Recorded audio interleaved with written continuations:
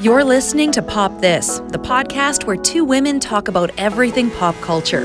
Here are your hosts, Lisa Christiansen and Andrea Warner.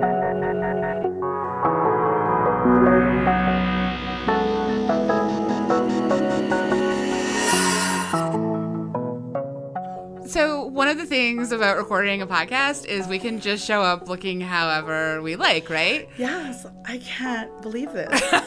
Now, I will say, you look fantastic. Thank you so much. Yeah, I feel like I really rolled in kind of a, like, basically, like, essentially a bit sort of just like day old trash. Like, not that there's like, not that like I'm showing you my like boobs or anything. But day old trash is not that bad. Day old trash is not that bad, but like you look elegant and polished and lovely. And I mean, I will say, at least I'm wearing my Lizzo sweater from her coconut oil tour. Oh, so good. and my denim dress that looks like it has a bustier, but still. It's very cute. Thank you. Yeah.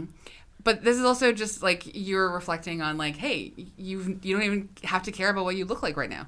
Yeah, I am very happy about that because I think that I honestly think that like that takes away 90% of the anxiety that I have if I was on stage. Like people have to see me and I have to speak. And I should say like you are Joanne Tsung, a comedian. Please. No, it's hardly, true. But you're okay. You're a comedian. It's true. I've seen you comedian before, right? Wow. Yeah. I think English is botched. It's not a real language. You see me comedy before, so yeah. Yeah, and this is kind of a different episode of Pop This. This is the first episode in almost 4 years of recording where my beloved co-host Lisa Christiansen is not with us tonight. You have suddenly been bumped from guest to co-host. How do you feel?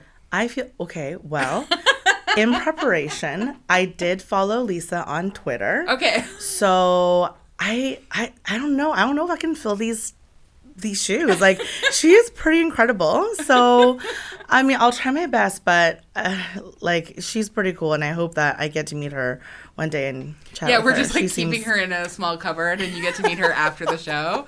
She's like, I can't be here tonight, unfortunately. I and it's again like a rarity. This is the first episode in almost 4 years that she's missed. Damn. I'm sorry she's not here for you as well. Well, one day. Yeah. I'll wish. Honestly, like, and it's nice to just keep dreams alive. Yeah. So in this day and age, it's like a daily. I wish I could have an app that just allowed me to remind me of all the things that I should work towards. I mean, it's very hard with the news these days. Yeah, it's incredibly difficult. Like, yeah. Oh my gosh, like, and this is a very sort of like unique episode. Normally, we're taping a few weeks ahead of time. Tonight, like we're recording today, and the episode's gonna be out like later tonight or tomorrow. What? So it's super fresh. Like impeachment stuff's happening, and the world's burning, and there's like incredible climate emergency strike on Friday. Like this is a hot week of wild stuff happening in the world. Like I think that if you think that you look like day old garbage, the world right now is literally garbage on fire. Yeah. So it's worse. It's the world's definitely worse. Like like I mean I at least put on my under eye concealer this morning. But I no longer have any lipstick. I don't think I've cleaned my glasses in several hours. And I have like an ingrown toenail that's really hurting. Oh no, that's the worst. I know exactly how that feels. Yeah, it's terrible. Yeah. I had my whole toenail removed one time. Oh my God. Yeah, because of that. It's a problem. Can I ask you, and this is maybe not the freshest segue that I've ever done, but would you rather watch this movie again? Oh my gosh. Or have your toenail removed? Oh my. Andrea, please. I would. Well, I mean, I think you'll find out very soon what I think, but I would probably watch the movie again and again. Yeah. I think that there's something I can take away from it every time, even when I'm thinking about it. I watched this with a friend, and so we discussed it in thorough heated debate and discussion. Wow, heated debate. Awesome.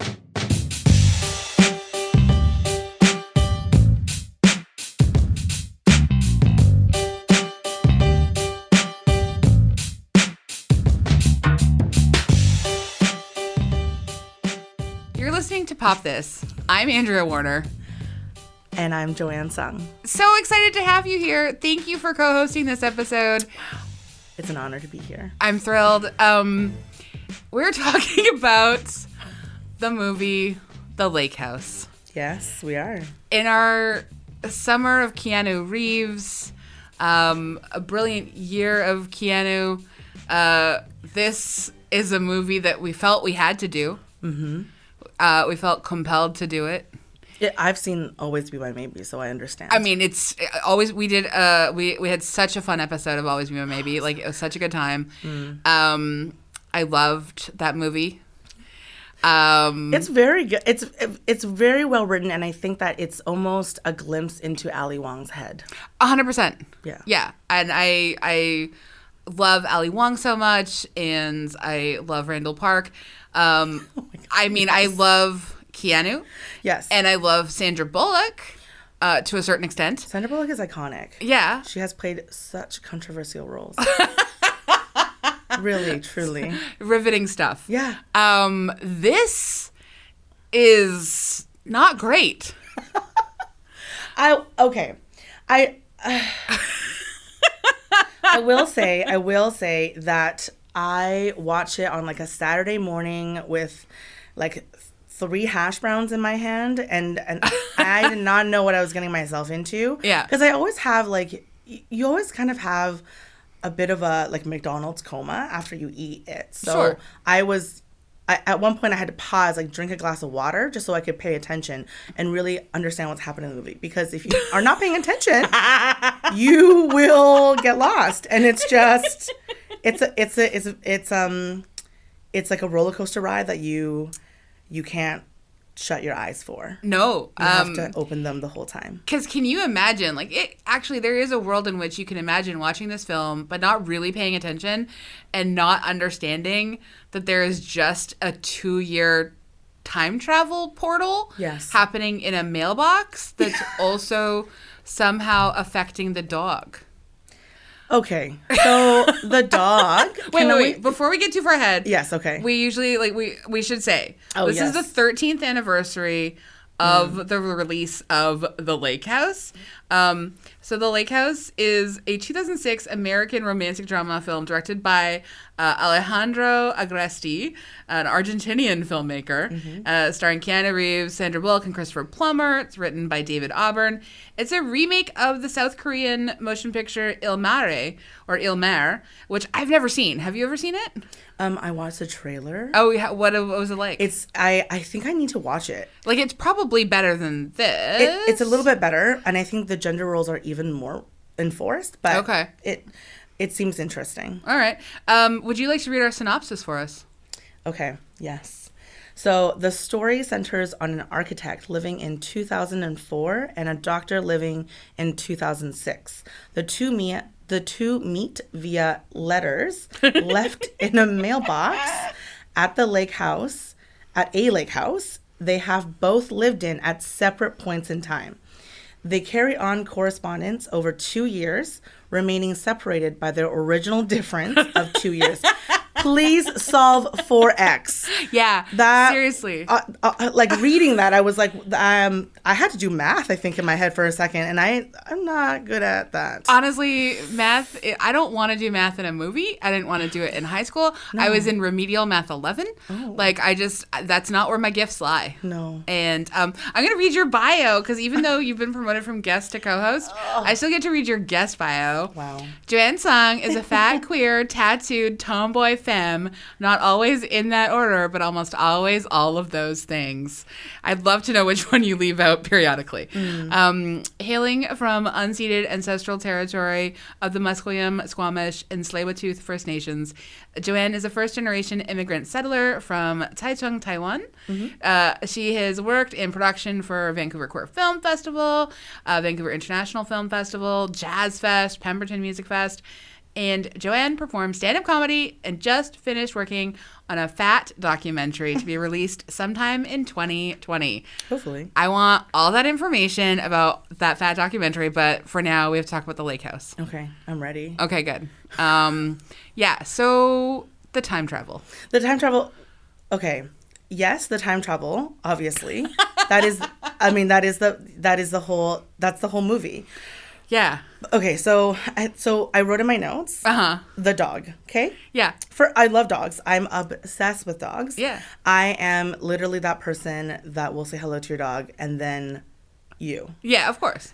And that's actually the way you should greet people is dog first. Yeah. Dog first, right? Because you don't want, what if the dog is, yes, exactly. So and I feel like I'm always that person that asks about the dog before I ask about my friend. I'm like, how is your dog? Oh my gosh, how are you?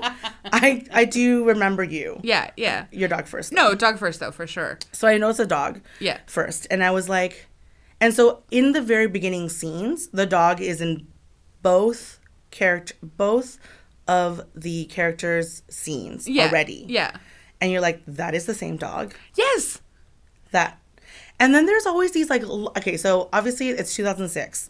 So like the music and I want to say like iMovie transitions. That like I know how to do. And the autumnal turtlenecks. It's very 2006. Yeah, a lot of this film. Turtlenecks. Yeah. I still have sweaters that were once turtlenecks that I cut.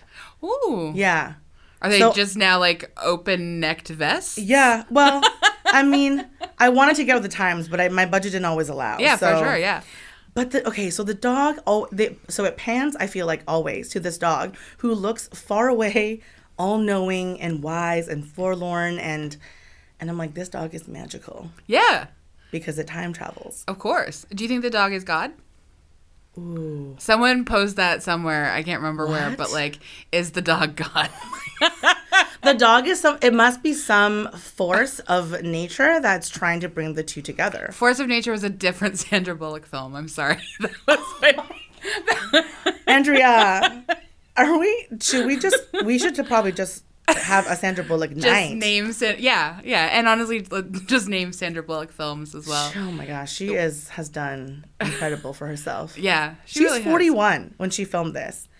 She looks great. She looks amazing. Yeah, she looks I was like, oh, she must be so young. No, she's 41. Wow, that's pretty good. I mean, not to brag, but I'm 40. So, you look at every year of it. It's great.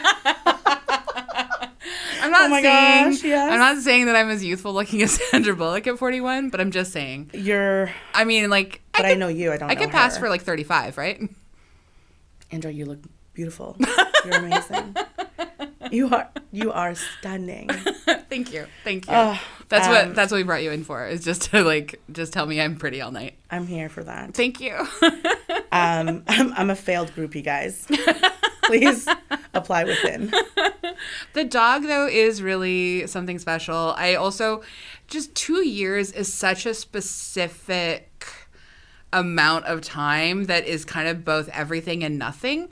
Like I don't understand why they at least didn't give us, I don't know, like just a little bit more distance. Like, and how do they really catch up with each other? Like, how can you possibly be existing in these different times? And like, I mean, I don't understand how any of that works. Like, I don't understand time travel oftentimes. I don't think many of us do. Okay. I mean, I would love to talk to the Marvel production team because I feel like they're really good with doing that with, all these other movies that deal with time travel. But so my question is it 2 years to the day? And like, there's many scenes. So the question is, there's many scenes where they like, it's almost like a montage of them almost having a dialogue or like a conversation. Yeah. But they're supposed to be letters. Yeah. And in my head, I'm like, did they just write one word on a letter and send it and then wait? Like, when do they receive the letters? It's just a magical mailbox as well, right? Like, there's so many questions. Well, it's kind of as if they invented instant messaging. Yeah, that's what it feels like.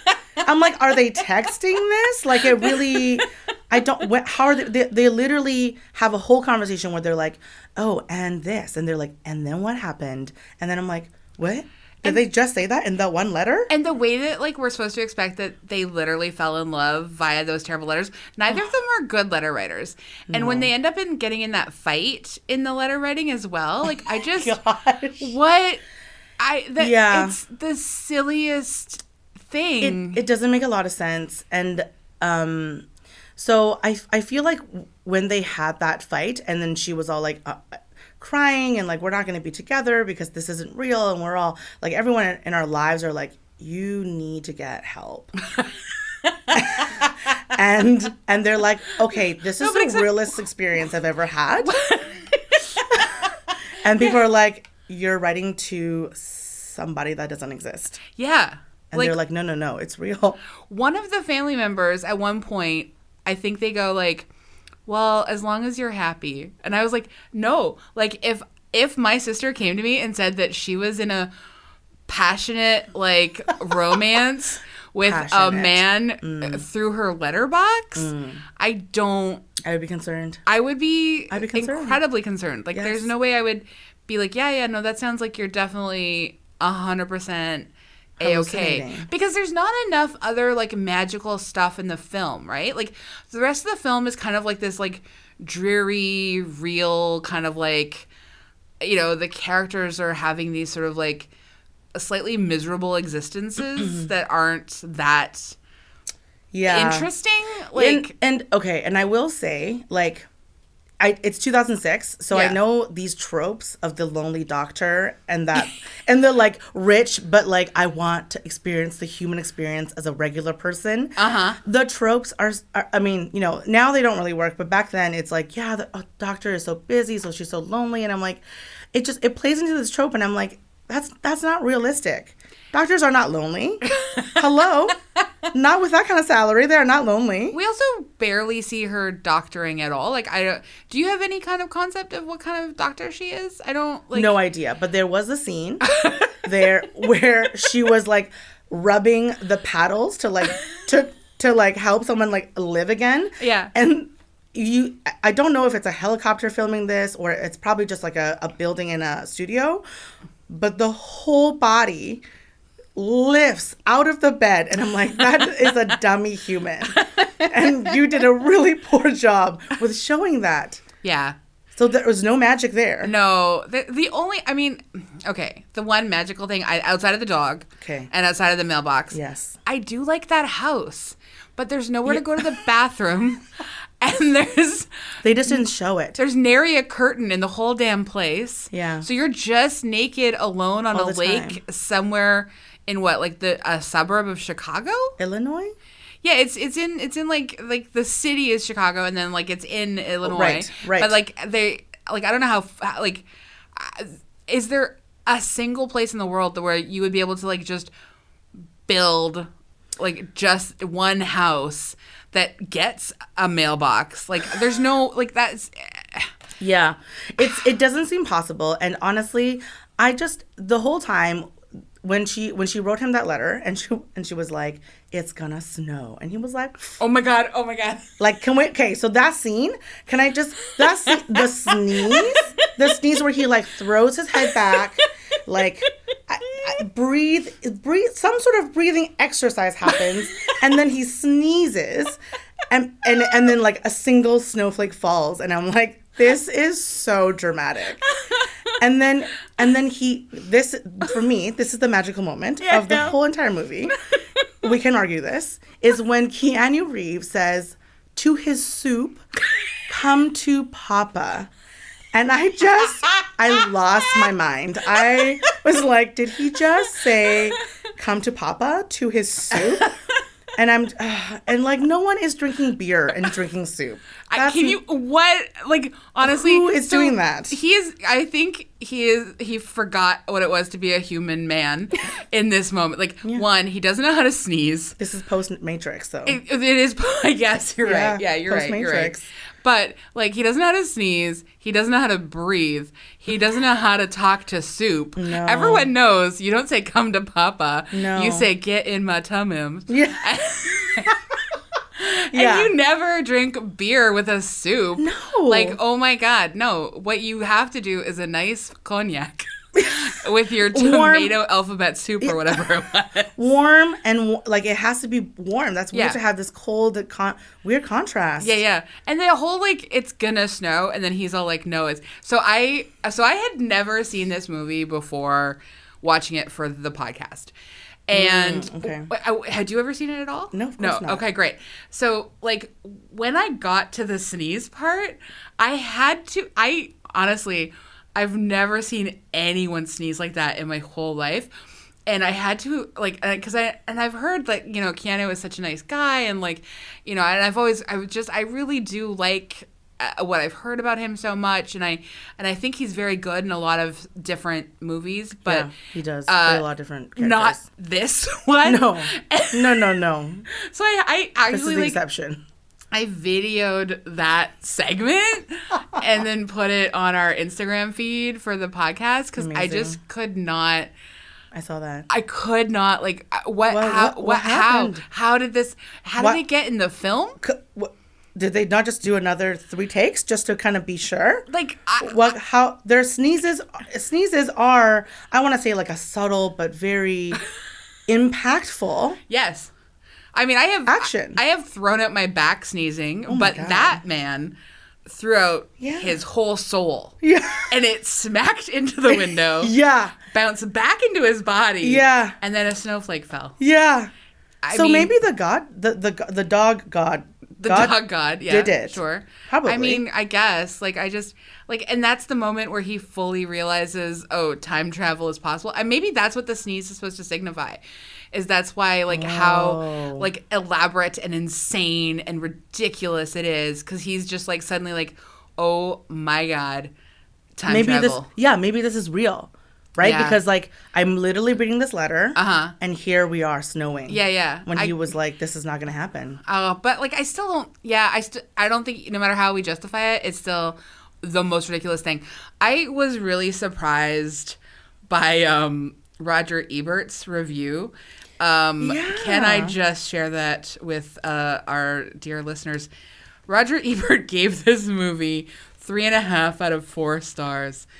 And says, it succeeds despite being based on 2 paradoxes, time travel and the ability of 2 people to have conversations that are, under the terms established by the film, impossible.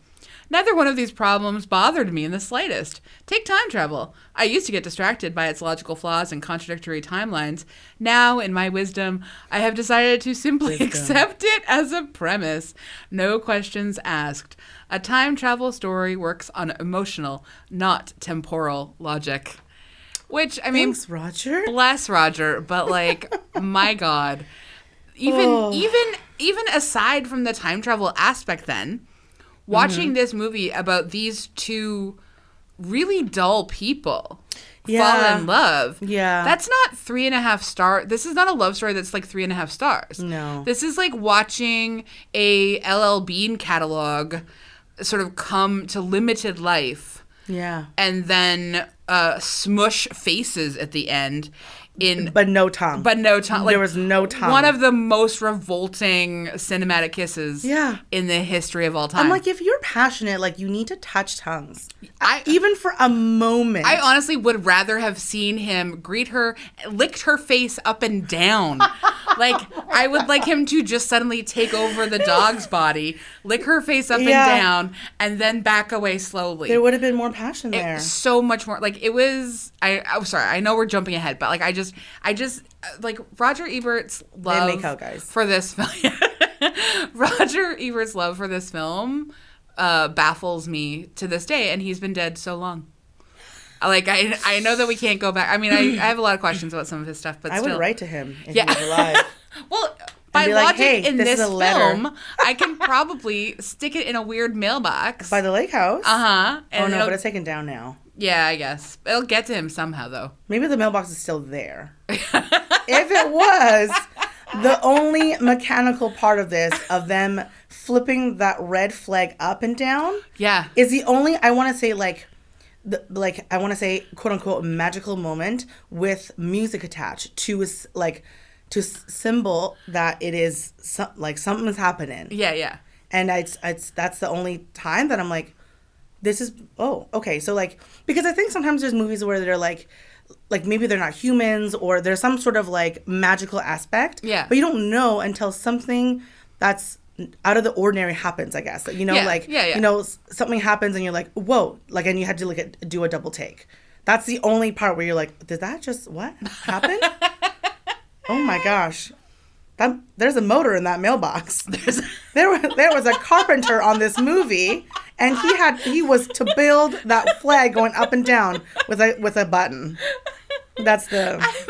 I'm really excited about all the people whose work you're acknowledging in these tiny moments. That's nice. That's really nice. I think, you know, like, I guess it's because working in production and film, like behind the scenes and like as a general person of color, like you really understand the things that go into the face of another thing. Like you really get to, you understand because you are that person that makes it kind of all happen. It's kind of like Hidden Figures. Yeah. The unacknowledged. You know, and you're like, the unacknowledged person whose work was literally the reason why this got to happen. Yeah. So without that carpenter, mechanical man person, what would that scene have been? And the sound designer. And there was absolutely no, I mean, there was no way for us to know that the up and down meant that his letters arrived, right? Because how else would we have known that the letters have changed? You know, somehow in a blink of an eye, his letter is here. Yeah. Harry Potter style. It's so, you know? Oh my gosh. Have you worked on a project ever before where you're just like, you know that it is not great what you are working towards, but you're still gonna like do a great job because that's what you do? Maybe like my life. Like, I'm gonna try my best. But I know that I will probably not have a movie made about me. But I still have to try, right? We're here. You might get a movie made about you. Oh, well, like, you know, I mean, anything's possible. I hope it's not about time travel. Like, what if you got to be in a time travel film with Keanu Reeves? Oh my God. Or Sandra Bullock. Holler at me. Yeah. I'm ready. Like, that's a fun time. Yeah. We could all be queer. Yeah. That would be a different story. That would be a totally different story. Yeah. They have to stop making remakes, really. You could be a throuple. Oh. I almost was in one. Oh, yeah? Did it go well? It didn't go well. And I honestly think, you know, some people just don't get it. Yeah. Some people get too jealous. It's a lot of conversation, too, right? Like, in terms of, like, having, like, well-established boundaries and emotional intelligence. Yes. Therapy is key. A lot of nuance goes into these things. Yes. From what I understand. Well, therapy is key as long as it's, you know, sustainable for everybody involved. Yeah. Yeah. This movie could have used a throuple. Yeah. I don't think they would have been able to handle it. They don't seem that, like, emotionally advanced. No. I mean, it seemed like, okay, there was one moment they also said, I can't remember if it was narrated or she revealed that this happened, but she was like, I just got off a 30-hour shift, and so she rushes to the lake house to drop off this letter. I can't remember honestly what was happening, but that was what was happening. And I was like, girl, ain't nobody coming off a 30-hour shift and driving away from the city to send a letter. I mean, I guess to me she's like, I'm in love and this is what I got to do, but come on. Yeah, I feel like a lot of her priorities are not about her self-care. I feel like both of these characters could have used therapy. Yeah. Honestly, and let's face it, like a lot of movies, most of what makes a movie compelling oftentimes is the character's lack of therapy, frankly, because they've made so many. The Joker. That, oh my God, I'm good. I'm gonna skip that. He needs therapy. Angry white men. Oh, well. I think we've all seen where that takes us and where that goes, and I think we've all certainly spent a long time paying prices for that. I'm good. Like, you know, some more than others. In real life, like, they don't really redeem themselves the way they do in movies. And yeah, so that's true. Another reminder of why film does Can you not. imagine if the Joker ends up being like wish fulfillment for feminists and people of color? Like, can you? No. Like Hello, that. I'm ready. Are you ready? Where's that Joker? I guess it wouldn't be called a Joker. No, probably No. not. I don't. Yeah. Be a senator. I mean, if I also just really can't.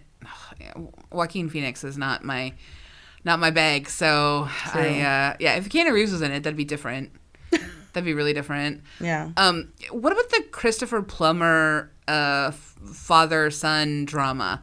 Like, Oh I my actually God. kind of was a little bit moved by that, and I found myself a little teary, even though the movie does not earn it No. at all. No. But I did find myself a tiny bit teary because I'm a sucker. But what part? Like in the hospital when he's like, "Get me coffee." I think when he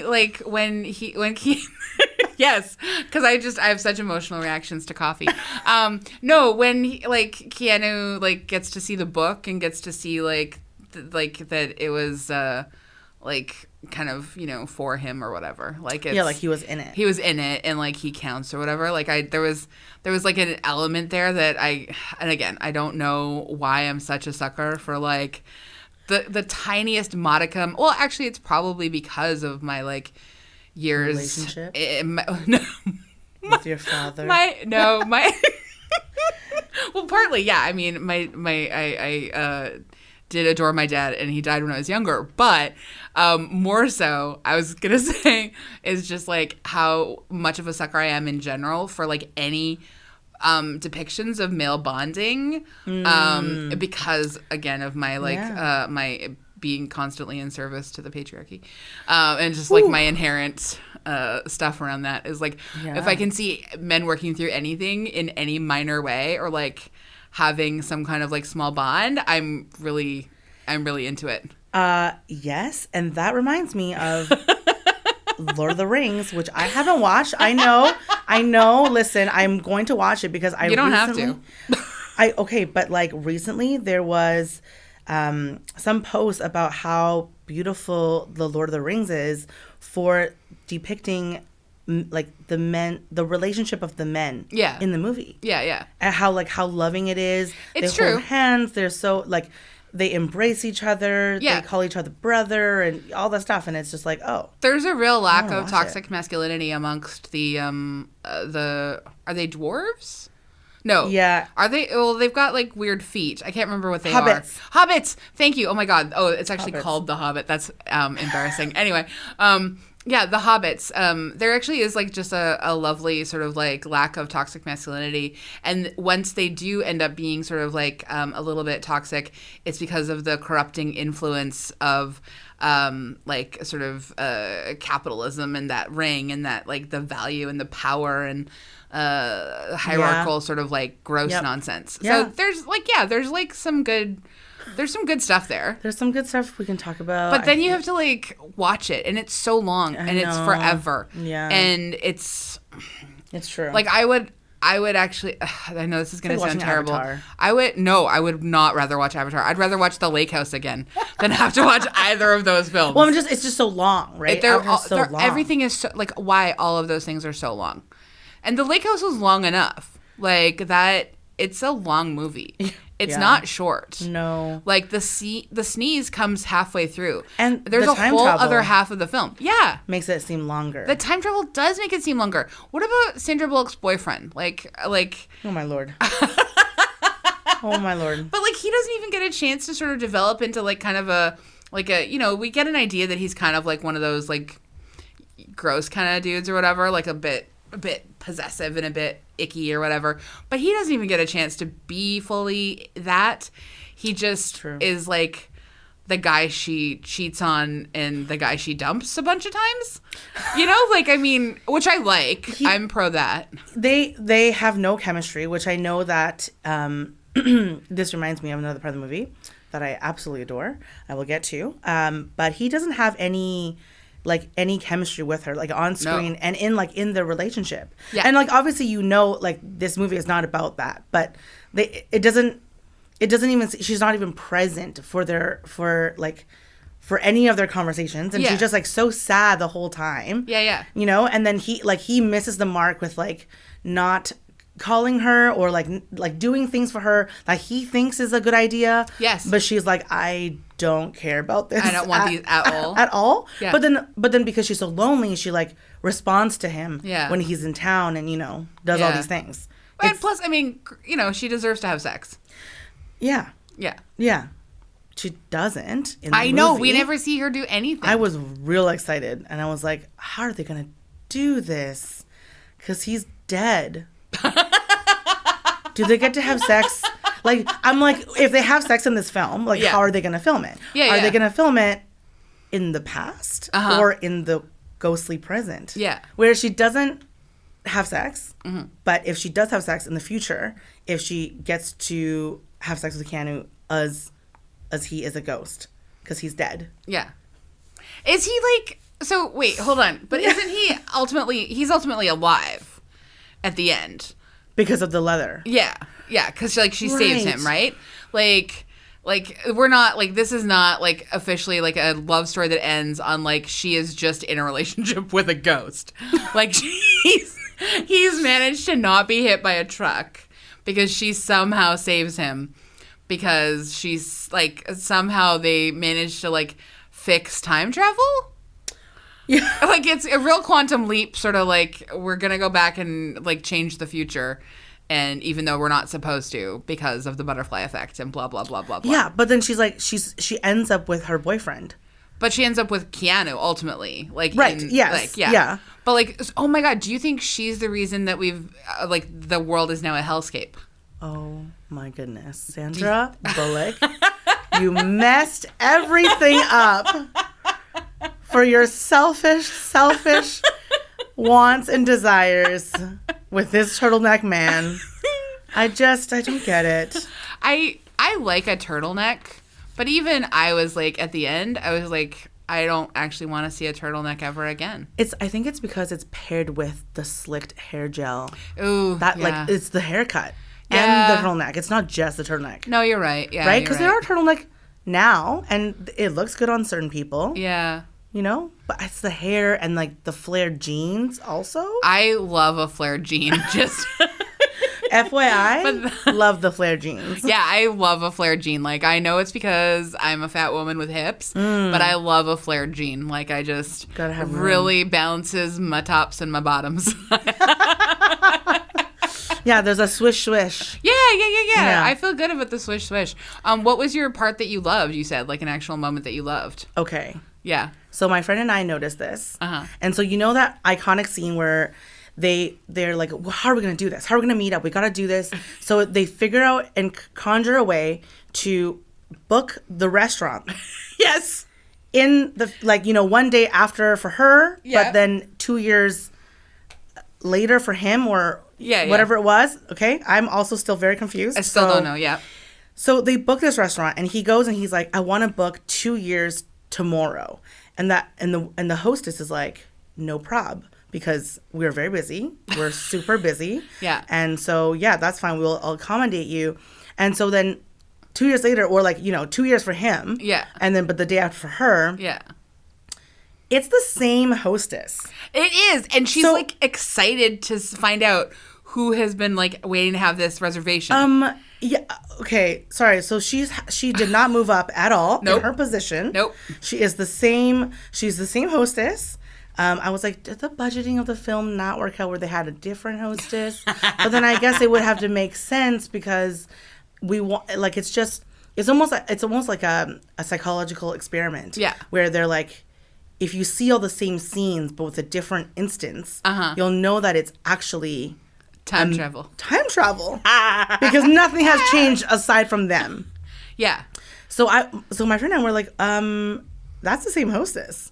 She has not advanced in her career at all. Maybe it's like in France where like people who work in restaurants, it's like a noble sort of like profession. It's a career. Yeah. And like they don't want to go anywhere. Like this like the focus is like you're doing this job and you're doing it well, which I think is actually like a really interesting idea if people in service industries were paid like adequately, like then I can see that same being job for 2 years. Can you imagine? Oh my gosh. I know. I hope they have like insoles Well, and like a plush carpet to stand on. A super fancy restaurant definitely does not exploit you at all, because super fancy restaurants are all about like equity, justice, and unions. Yes. Yeah. Sure. They love to not make you do overtime. Ever. Would you say that, like, okay, some people do think this is in contention for one of the worst movies of all time?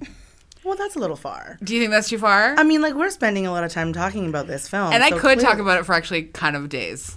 Yes. I almost wish there could be like a director's cut where we are just in, where they stop and talk and they're like, oh, in this scene, we had to get another turtleneck. I would actually for the color. I would like that explanation, because, and also like there's some fun facts, like the house itself was actually built for the film. Oh my gosh. On Maple Lake in Willow Springs, Illinois, with a maple tree in the center. The house has running water, no toilets, 35 tons of steel, and a crew of nearly 100 to build the house, and it was then removed after the film. Can you, like, wow. Makes me so, like, it would have been, okay, obviously it probably took a long time, a lot of material, and it's built with art in mind, right? Of course. Because his dad is this, famous architect who left the mom. Yeah. So I'm just like, why wouldn't you have just kept it and made it into like an art gallery? It would. Art galleries have no toilets. Honestly, agreed. Yeah. Everyone knows that people who work in art galleries don't go to the bathroom. They do not. We know that. That's they don't a eat. Fact. And they do not go to the bathroom. Yeah, 100%. Yeah. There's a lake right there if anyone needs to go. True. Like, they can just do what they got to do. True. I just don't understand why they would build this beautiful place and then dismantle it. Like, I mean, if you've got a film that you're going to spend this much, like, how much money would that cost? I mean, I feel like Hollywood doesn't actually care about all this. It's pennies for them. But yeah, I think really what's upsetting is knowing how, because they talk about how hot it is, but then they can just open some sunroof, some mechanical. And I'm like, the heating bill must be through the roof. Oh, it's all glass. It's glass. Yeah. In Chicago. Like, Chicago gets cold. Yes. It is, snowing. It's, well, we see that it snows. Mm-hmm. We know he sneezes violently in response to snow. He triggered the snowflake. Yeah. No, I just don't, like, there's just so much. Beer combo. There's just so much that's so puzzling about, and I would like the director to account for himself a little bit about, like, what his vision was for this film and if it met his sort of expectations. Like, because I can't, and I mean, honestly, like, Keanu Reeves and Sandra Bullock had great chemistry in Speed. Yeah. And they're, like, how can they have so little chemistry in this movie? I think there was tongue in that one. There was tongue in that one, for sure. I mean, a rumor had that they had sort of dated back then. So that's maybe something. But, like, they... All part of the process. They volunteered for this. It's not like anyone... And they weren't conscripted into service for this film. Mm-hmm. I mean, they signed up for their paychecks. But, like, and Sandra Bullock, I think she would be such an easy person to have chemistry with, because she exudes it herself, you know? She's pretty cute. Yeah. Like, I just don't understand how this movie can sort of, like, fail her on so many levels. She's got, like, I don't know if this might not be politically correct, but she has kind of, like, in some of her characters, she plays, and you kind of feel like she's got, like, cute anxiety. Like, she's a little bit worried and, like, a little bit anxious, but it's, like, cute because she, like, trips, or she, and when she has feelings for you, it's this, like, it's building inside of me, and I don't know how to express it properly, and I sort of fumble over my words. She's Hugh Grant minus the creepy factor. Yeah. Yes. It's like, yes. Like, on many levels. Yeah. She's very cute, very lovable. Yeah. So, like, I don't know why they weren't able to, I think they tried to make it seem like they did have chemistry with some of the words that appeared on the screen as they were talking about the Jane Austen novel. Yeah. And he was like, "You have gentle, unguarded eyes." when she was like, I don't, like, I had long hair. I didn't look good that day. And he was like, well, I remember it differently. You had gentle, and you're such a beautiful woman. And I'm just like, oh, as she's rolling away on the train. And she's like, huh? Who's that man holding my book? And he's like, huh? I think this is yours. And he like knows, but she doesn't know. And it's just, but we do. We know. As the throuple. Yeah. As the third in this relationship, we know. Oh my gosh. This movie would be so much better if we were in it. Yeah. Yeah. Yes. If we were to be able to be in it. That's my dream scenario. Is like we sort of like, you know, in terms of sort of iconic pairings. Yes. Keanu and Sandra together. Where do they rank on like your list of like iconic Hollywood like pairs? I would not say very high. Yeah. Because of this film, even taking into account their other films, it's not.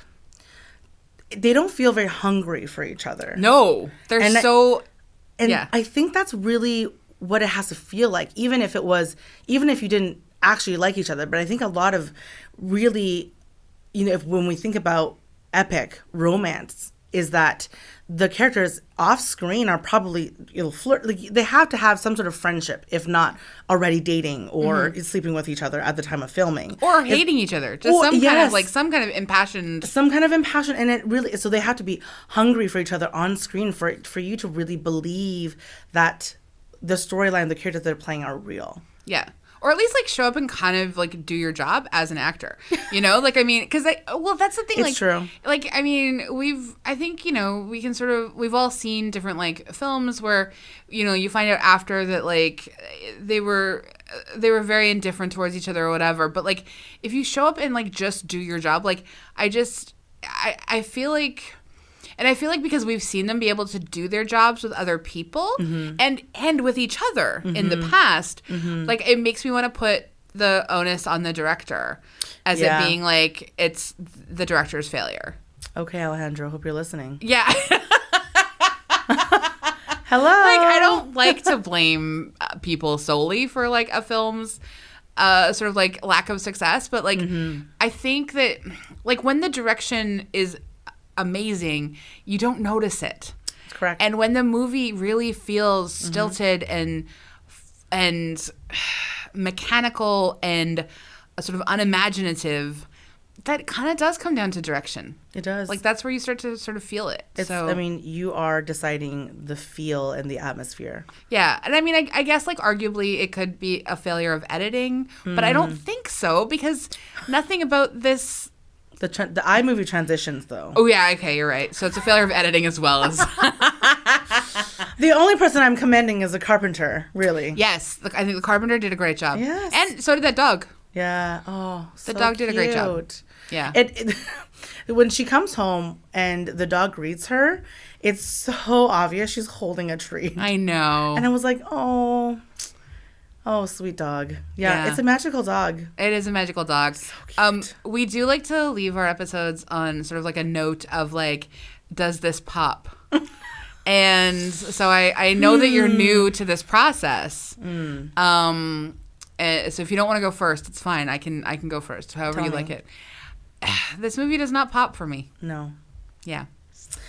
I think that it pops because there is iconic music. The montages are...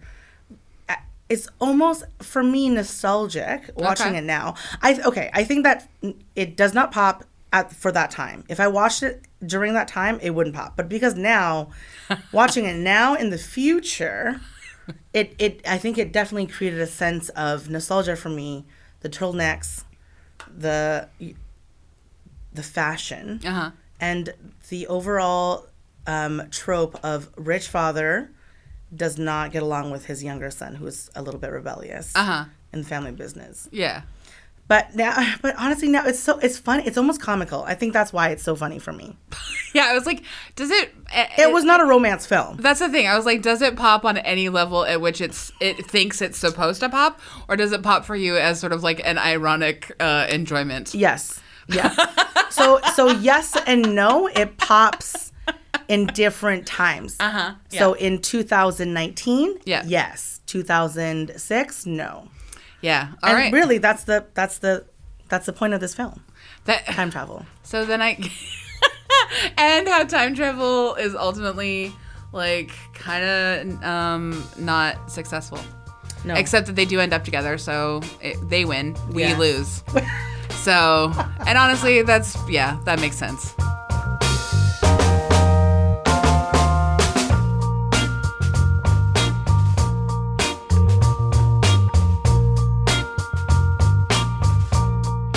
We also love to leave our episodes on something we recommend. As our co-host and guest, would you like to go first? Something that you... Yeah, I know, right? Yes. Oh my gosh. So I recently, from a Hinge match, it's a dating app. Yeah. So she recommended me to watch something called Gentleman Jack. Oh, I've heard. Yeah, we've had someone recommend it before. But please tell us again. Oh, we haven't done it yet. My gosh, I watched the entire season in one night. It's about 8 to 9 hours. And went to work the next day. It was very wild. It's so good. Yeah. It's super lesbian. Uh-huh. And she has some pretty intense energy. Have you watched any of her other work? No. Oh, she's great. I've not. She's fantastic. Saran something. Yes. Yeah. She's got like 2 other shows that she has been in, British sort of like dramas. She's amazing. And I'm learning so much. I'm learning so much about English history. I never paid attention to these things. It's literally how I learned about influenza, I think, or something about when I was watching Downton Abbey. Yeah. I recently watched the Downton Abbey movie. Highly recommend. It's so good. Mm-hmm. It's my guiltiest pleasure. Watching rich old white people talk about problems. But Gentleman Jack. Yeah. Highly recommend. That's awesome. It is so funny and it's so good. It's funny. And I think that you learn to root for these characters that you didn't think that you would root for. Yeah. Yeah. That's great. Between you and one of our other guests, Sarah,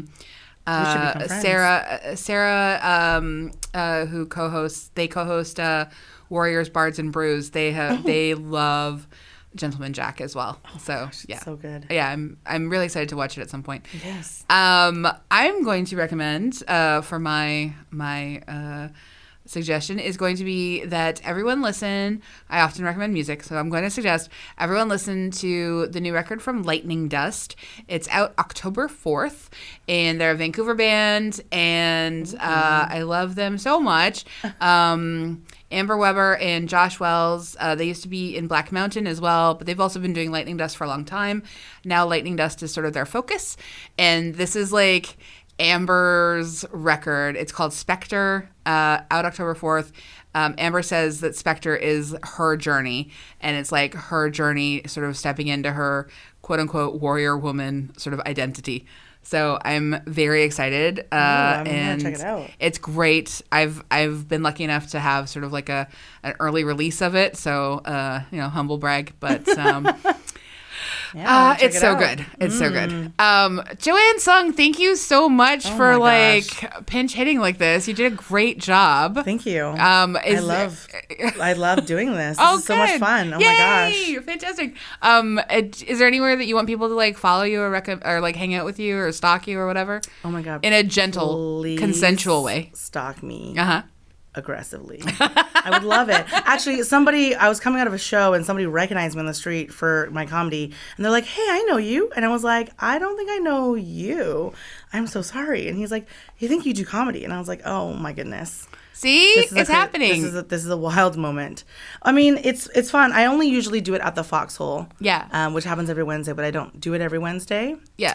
But the Foxhole is a great show, and Jackie's a really good show. Jackie's been on the podcast before as well. Oh yes. Yeah. I love her. Yeah. I cat sit for them.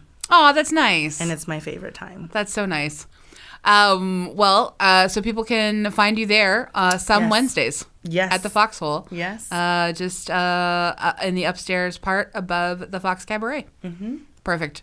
And thank you so much to everyone who's listening. Thank you. Yeah, you can hang out with us on our various social medias. We have Facebook, Instagram, Twitter. We also, you could rate and review us 5 stars on iTunes, etc. We record at the Vancouver Public Library. Andrea Gin is our producer, and she's going to be like just working so hard at turning this around, basically right away. So this is going to be the freshest podcast you ever tasted from Pop This. Thank you. Fresh. Thank you so much. Of course. I had so much fun. Thank you for having me. Yay! Yeah. Thanks everybody for listening. Bye. Bye.